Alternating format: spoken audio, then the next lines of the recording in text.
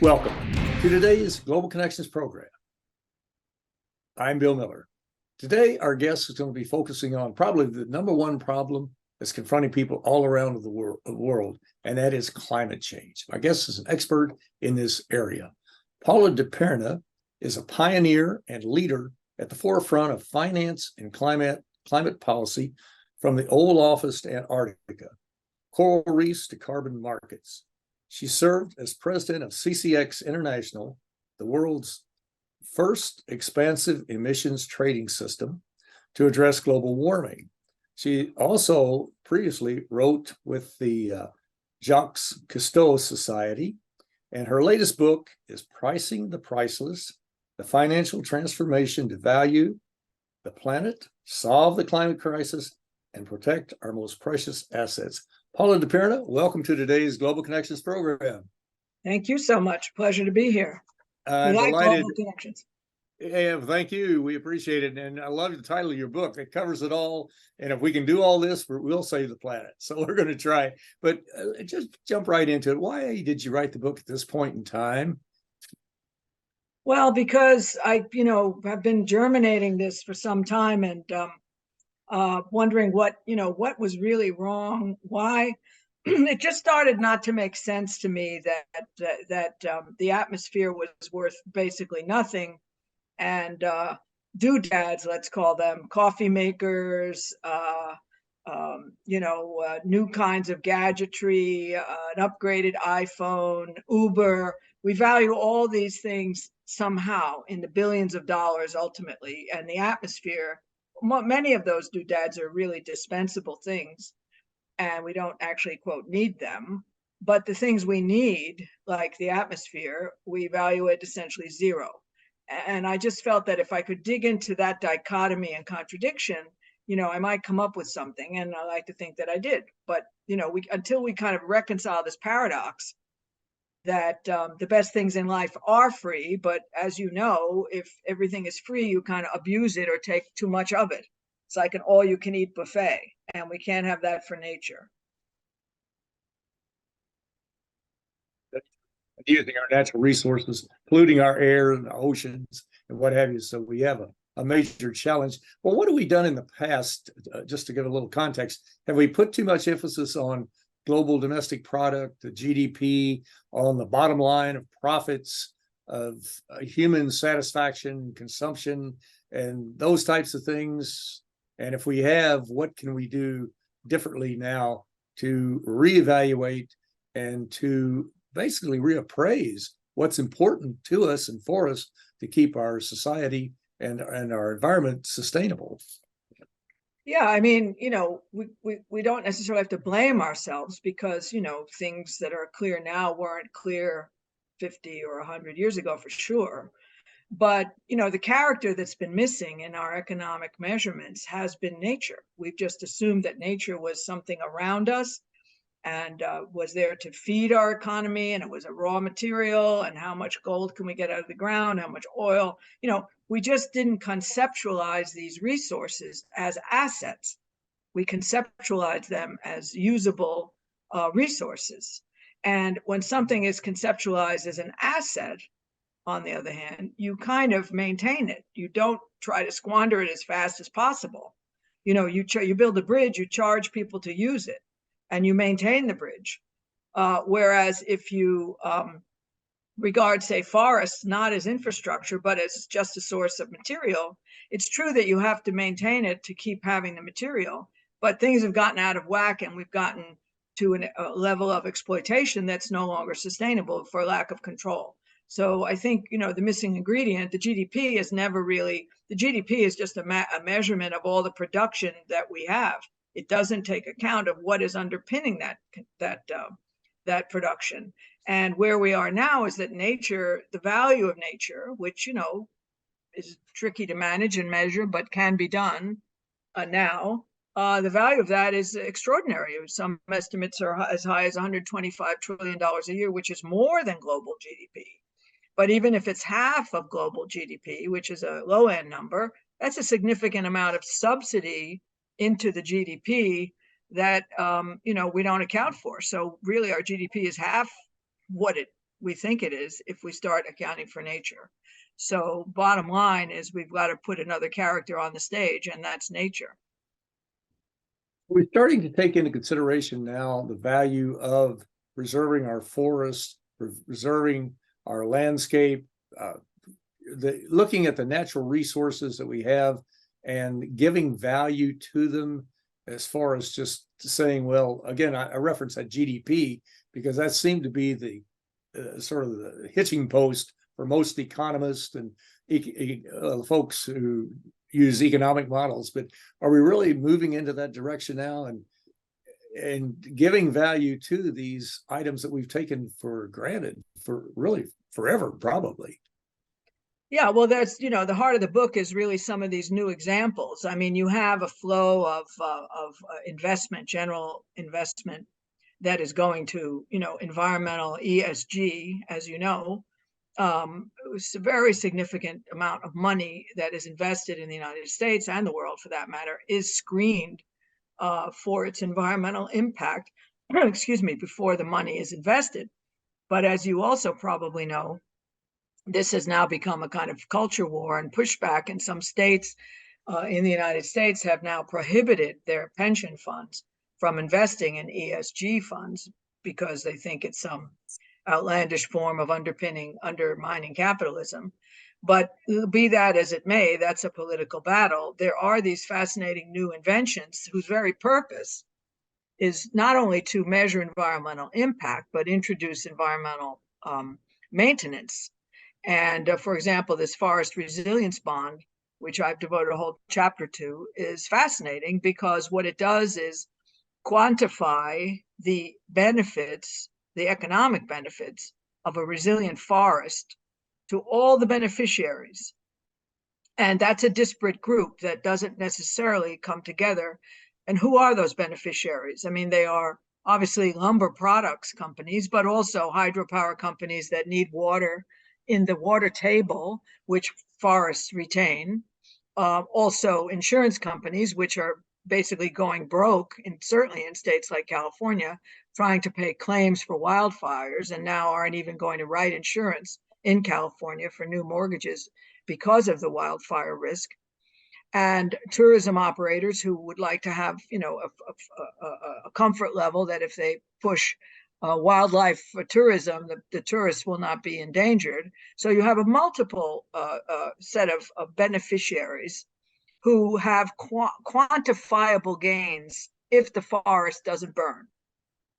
But how do you prevent the forest from burning if you don't have enough public taxpayer money to do the forest maintenance?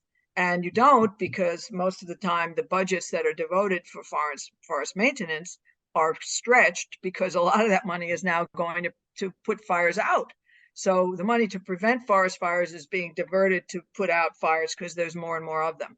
So you have a vicious cycle. So how do you get money up front? And this forest resilience bond does exactly that. It goes to the private market and to some philanthropies and says, if you put some capital up front and issue a bond that securitizes these future benefits, you get paid back by the beneficiaries when they realize those benefits. And all the risk that the benefits don't materialize is on the investors, not on the government, and not on the workers in the forest. So you somehow create, money is just what we think it is. Cryptocurrency, somebody said, okay, we'll make a cryptocurrency. I'm not advocating it, but behind the dollar used to be gold, and now it's nature. And it's not such a mystery to think that we can start to consider that our money should be used to protect nature, not to exploit it alone. I mean, it has to use some of nature, but not to the extent that it doesn't see the value of it, which is right now, the value of nature is basically transparent and invisible. You mentioned crypto. I won't get into that, but I'm still trying to figure this one out myself. Right. The only thing I can see that crypto has done is to create scarcity. That's the only thing they've done, and it makes it valuable. And that's about the extent of it. You don't walk around with a crypto coin in your pocket in all probability. But let's go back to the financial instruments. They're very important because the financial markets will be affected by anything that happens, but they can affect what happens. Are there other proposals that are out there that, along with this bond that you had talked about, that would help us to focus on promoting a more sustainable society in overcoming some of these climate crisis problems? Well, there's a fascinating, coral reef insurance where parametric insurance, where if the wind speed reaches a certain point, the insurance pays off immediately, and the money goes to the local governments who are charged with protecting the coral reefs. They're very often underfunded. And what's happening is the hurricane cycle is increasing, the severity of the hurricanes is growing. So the poor coral reefs, half of which are basically dead right now from other problems, get smashed to smithereens. I mean, shocking to see. It's really Humpty Dumpty. And the question is, how do you put Humpty Dumpty back together? You get divers in the water who literally go down and start cementing these little bits of coral together and try to rebuild the reef quickly after it has been smashed, because coral will regrow if not too much time goes by. And the important thing there is that the physical reef, if it's intact, can also be added to artificially. And in laboratories, they're creating new breeds of coral that are bred to withstand ocean temperature rise, which is happening and can't be. 90% of the Earth's heat is now being absorbed by the oceans, and that's going to keep on and keeping on. And the oceans are just going to get warmer, and the coral reefs are very stressed just by that one thing. And so if you keep the reefs intact that are being subjected to physical problems, while this other laboratory work is going on, eventually they can come together and make a stronger reef all the way around. So the coral reef insurance buys you time. But I'd like to go back to what you said about scarcity and crypto, not to get off on crypto, but you hit the nail on the head. Please do, yes. Because scarcity is what we're pricing. If you look up, you have 60 miles between you and disaster. Excuse me. If you look up, you have, sorry. If you look up, you have 60 miles between you and disaster, between us and disaster. That's the little wafer of atmosphere that protects us from the solar heat, which is we are now loading it up with these greenhouse gases. So the value of that scarcity is what we're trying to price. The more we use it up, the more expensive it should be to use it. And that's where carbon pricing gets in. That's where these carbon markets come in. They're not pricing nature per se. They're pricing the scarcity of that space. So when you go back to forests, what you're pricing is the scarcity of a healthy forest. Right now, the forests are unhealthy and they're getting less healthy. So you're pricing, again, the diminishing scarcity, the rising scarcity of the health of the forest. So this is a very critical thing to understand, that the pricing is tied to the increasing scarcity of the resources we need. So supply and demand tells you the more supply, less supply, the more demand, the higher the price. The way it'll work in our society, no doubt about it. And when you were talking about the upper layer, it reminded me of the ozone layer and the major problem that we had with that. And it was a United Nations ozone layer treaty, I think, on chlorofluorocarbons. Montreal Protocol, yeah. Montreal Protocol that came out in 1987 that turned that whole issue around. And now the ozone layer is actually improving. But we're going to be talking about that and a couple of other things when we come back in just a second. Well, you're watching Global Connections Television, which is a privately funded, independently produced program. The opinions expressed on Global Connections are solely those of the moderator and his guest. We'd invite our viewers to go to our website at www.globalconnectionstelevision.com to view previous programs. Also, if you're involved with a PBS or community access television station, or an educational institution that has an intra-campus television hookup, or you have a podcast, or you just have a computer, you like our shows, you would like to share them, please feel free to do so. Global Connections Television is provided at no cost as a public service to help us better understand international issues and how they impact our lives. Today, we're talking about an issue that impacts all 8 billion people on planet Earth, and that is the environment, and how important it is to us, and how we really need to focus a little more than what we have in the past. My guest today is an expert on this topic. Paula DiPerna just recently wrote a book called Pricing the Priceless, the Financial Transformation to Value the Planet, Solve the Climate Crisis, and Protect Our Most Precious Assets. Paula is a perfect title. You couldn't have said it more in any more words, I don't believe.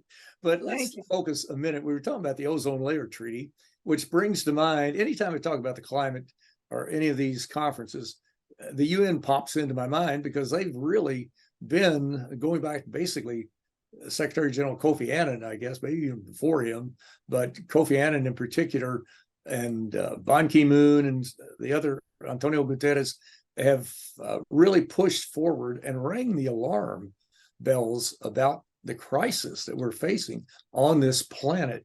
What role have you seen the United Nations play up to this point?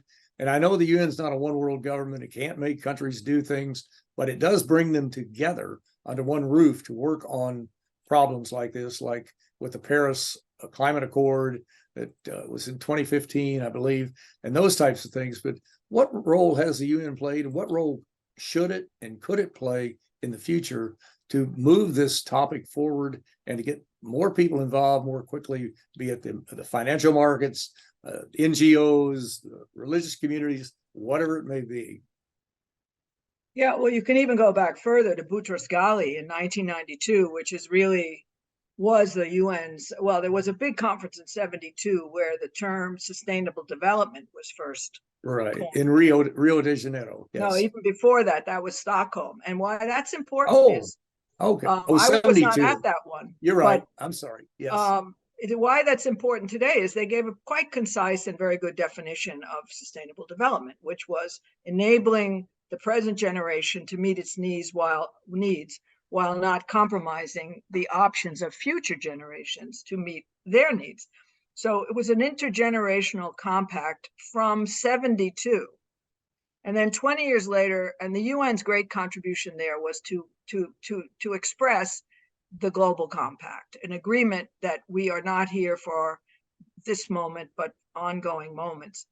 And you fast forward that to 92, to this fantastic Earth Summit, which was convened by the UN, and where the issue of climate change really was first invoked, where the science was still a little bit, unclear, but generally the burden of proof, the preponderance of the evidence was leading to what we now know today. And that was a fantastic, amazing convergence of countries developed and so-called underdeveloped at that time, which we know a term we no longer use. But and I was at that one, and all the negotiation was all about common ground, common ground, common ground. And they found common ground at that time, and it was a kind of a handshake that the developed countries would take on climate change first, and then the developing countries would bring themselves into the agreement later. And that was agreed by every nation on earth. But why the UN sometimes looks like it's not progressing is because in the meantime, national governments change. And so the UN's role, especially today, is to keep synthesizing that common ground and keep people moving together on a few common things. And it's essential, because without that railroad track, the train can't run. It's like trying to put 175 or however many countries there are on a road that doesn't exist. So everybody's trying to like dig and find a road for themselves, whereas the UN is the road. It is the track, and for all of its flaws, it's the only track we have. It may be trying to do too much, but without it, you would have no progress on climate change. Absolutely none. And the private markets are very potent in this regard, as I just got through saying about these financial instruments. But to proceed on climate change, you need three things working together: science, policy, and capital. And they all run on different timelines. And the UN tries to bring them together, run on the same timeline, work together, three wheels flying, turning in a reasonably concerted effort. And without that concerted effort, you have 175 different approaches, and they'll never come together, in which case we won't solve the problem. It's too global and too in need of a common approach. A big approach, not just little individual actions. You have to take a macro view of the problem. You just can't have little micro initiatives. I mean, they're helpful, but that's not going to solve the problem. No country no group of countries, no region will solve the climate change problem. They're not going to solve the human trafficking problem. They're not going to get rid of polio by themselves and little bits and pieces here and there. And that's truly, you're absolutely right. And that is one of the advantages of the United Nations. It brings 193 countries of the world together to focus on these problems. And again, it's up to the countries to carry out the policies. It's not up to the UN. They can give you the technical expertise, provide background and all that type of information, but it's up to the countries to carry that out.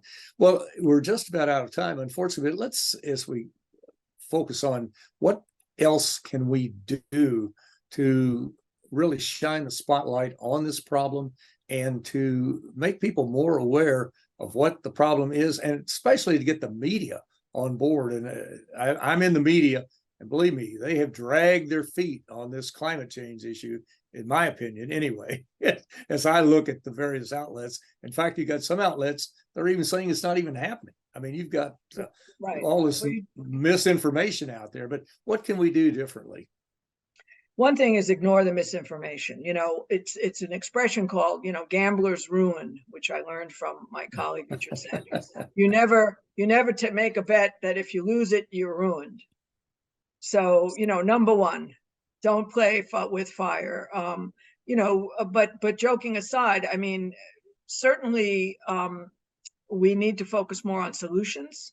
You know, the whole idea of addressing climate change as a headache needs to be abandoned and seen on the au contraire as a fabulous opportunity. We had the Industrial Revolution, now we have the re-industrial revolution. And think about it, just about everything. If we just started looking for waste, I don't mean become, crotchety people never having fun, but just look for waste and think about that. Every building, every air conditioning system, every heating system, every a power source, more and more efficiency. That's jobs. You know, electricians, green energy. These are jobs. These are new skill sets. Smart water meters. That's an IT job. You know, lots of people can be employed in this process of shifting from waste and emissions to no less waste and lower emissions. We're never going to get to zero. I don't believe in that net zero is possible. Surely not in our lifetimes. But maybe we could get there, but it's a moonshot, to use a cliche. And I guess the other thing would be, you know, for people to use their money, you know, vote with your pocketbook. And that includes what you buy. And I don't just mean, again, esoteric boutique products that are super expensive. I don't mean that. I mean, just look at what you're buying. Do you, one, need it? And two, do you need another one in 2 years? And then what are you doing with your cash? And what is your bank doing with your money? Where do they invest your savings? Where are they putting their capital? And then those who are lucky enough to have investments and stocks and portfolios, there again, move that money from status quo to investments that enhance and address environmental problems, because you don't lose money. That is a myth. That's an old story. Green investing actually is, you know, acceptable return. It may not be like a hedge fund or crypto, but you don't lose money. And so we should be moving our money from the bad side to the good side. And excuse me, back to GDP, that's an accounting issue as well. You know, looking at how we book our money and so that it shows up as a green investment as opposed to just an ordinary one. But there's plenty of power within the people. But it can't be just based on sacrifice. It has to be based on really proactive measures and recognition of that this is the future of employment. Certainly is, and there is a lot of money in green investments. There's no doubt about it. And there are some countries now that are almost completely green. They're almost totally out of fossil fuels. And if they can do it, the rest of the world can do it. And it really is going to be a net gain, where there will be jobs lost, but there will be many more jobs, as you mentioned a minute ago, that will be accumulated, and that is what's going to make the difference. But Paula, well, congratulations on your recent book. It's got some very interesting ideas in it, and we encourage everyone to take a look at it. But I want to thank you so very much for a very interesting and a very informative program. Thank you very much. Appreciate your interest, and have a good day. Thank you. I'm Bill Miller. Thank you for joining us today on Global Connections Television.